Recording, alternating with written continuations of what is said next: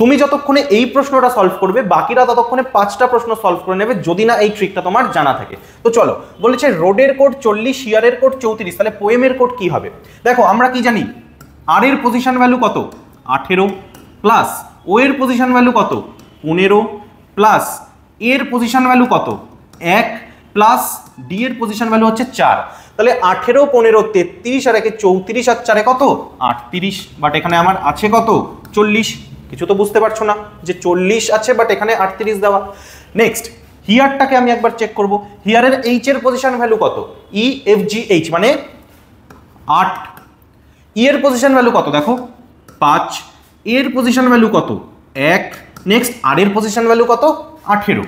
তাহলে এই চারটেকে অ্যাড করলে কি হয় দেখো 8 5 13, 13 আর 1 14, 14 আর 18 কত হচ্ছে 32।